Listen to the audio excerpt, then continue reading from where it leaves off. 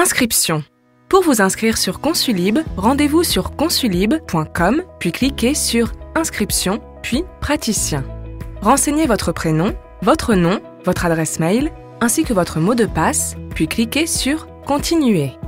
Entrez votre date de naissance, votre numéro RPPS, votre pays de résidence, votre numéro de téléphone portable et professionnel, puis votre adresse en commençant à la saisir, puis en la sélectionnant parmi les propositions.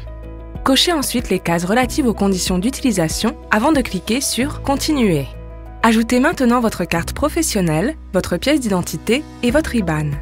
Choisissez le mode de facturation souhaité pour la téléconsultation, 1 € par consultation ou 29 € par mois, et la souscription ou non à l'agenda physique. Une fois votre inscription terminée, votre demande sera soumise à nos administrateurs et votre compte validé sous quelques heures. Profil.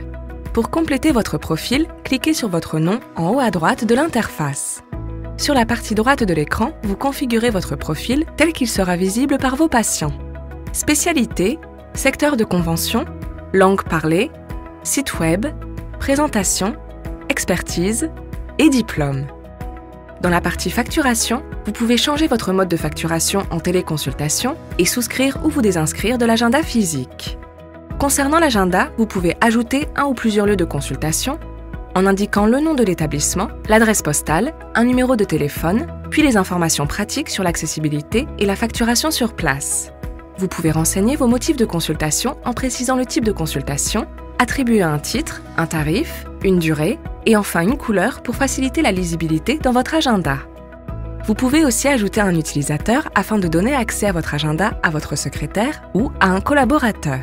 Si vous exercez au sein d'une structure, vous pouvez effectuer une demande de rattachement afin que celle-ci prenne en charge les redevances et bénéficie du montant des honoraires perçus via Consulib. Sur la partie gauche de l'écran, téléchargez une attestation d'inscription, utile notamment dans le cadre de la ROSP. Effectuez une demande de documentation afin de recevoir des flyers et affiches pour votre salle d'attente. Vous retrouvez également les informations ajoutées lors de votre inscription, modifiables à tout moment si nécessaire. Vous pouvez aussi y ajouter une signature afin de l'apposer sur les documents que vous créerez via Consulib. Terminez en sauvegardant les modifications. Agenda. Pour revenir à votre agenda, cliquez sur le logo Consulib en haut à gauche de l'écran. Sur cette interface, vous retrouverez plusieurs boutons permettant de parrainer un confrère, d'obtenir une formation, de tester votre vitesse de connexion, d'accéder au site support. Vous pouvez aussi y personnaliser votre affichage et configurer une absence en cliquant sur les icônes correspondantes.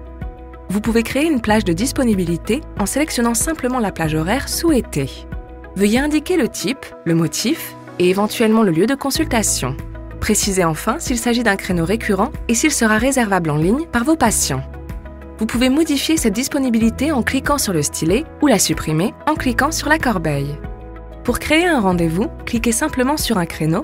S'il s'agit d'un patient connu, il suffira de rentrer l'adresse mail et les autres champs se compléteront automatiquement. Sinon, entrez uniquement son nom, prénom et adresse mail. Il recevra un mail l'invitant à compléter ses données personnelles. Téléconsultation. Une fois le rendez-vous fixé, la présence d'un voyant rouge vous indique que le patient n'a pas encore confirmé le rendez-vous.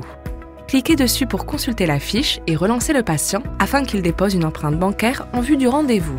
Depuis cette fiche, vous pouvez aussi modifier ou annuler le rendez-vous, ainsi qu'accéder au dossier médical du patient. Au moment de la consultation, le rendez-vous passe en rose, indiquant que le patient est en salle d'attente. Rejoignez-le en cliquant sur le rendez-vous, puis sur « Entrer dans la salle de téléconsultation ». Cliquez sur « Démarrer la téléconsultation » pour déclencher la mise en relation. En parallèle de l'échange en audio et vidéo, vous pouvez accéder au dossier médical du patient en cliquant sur l'onglet correspondant. Consultez le contenu de chacune des rubriques en cliquant sur la flèche et cliquez sur l'œil pour ouvrir un fichier.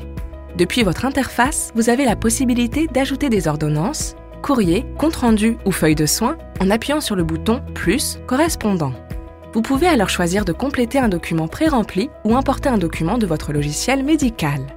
Les documents créés sont transférés immédiatement dans le dossier du patient et restent consultables depuis votre interface. En fin de consultation, vous pouvez moduler vos honoraires à la baisse si vous le jugez nécessaire avant de les mettre à jour et de facturer le patient. Enfin, vous pouvez terminer la consultation. Consultation présentielle. Durant une consultation en cabinet, vous pouvez ouvrir la fiche de rendez-vous puis cliquer sur le bouton « Voir le dossier patient » afin d'utiliser le dossier médical Consulib pour l'échange de documents comme en téléconsultation. Depuis la fiche de rendez-vous, cliquez sur « Patient vu » pour indiquer la consultation comme terminée. Si le patient ne s'est pas présenté, indiquez cette absence comme excusée ou non. Vous pouvez également gérer votre comptabilité en indiquant dans l'espace honoraire le montant facturé et le moyen de paiement utilisé. Comptabilité. Depuis votre agenda, cliquez sur « Liste » pour afficher un suivi comptable en temps réel de votre activité sur Consulib. Vous pouvez suivre les paiements sur une période souhaitée, télécharger un récapitulatif des factures ou extraire le contenu. Bonne consultation!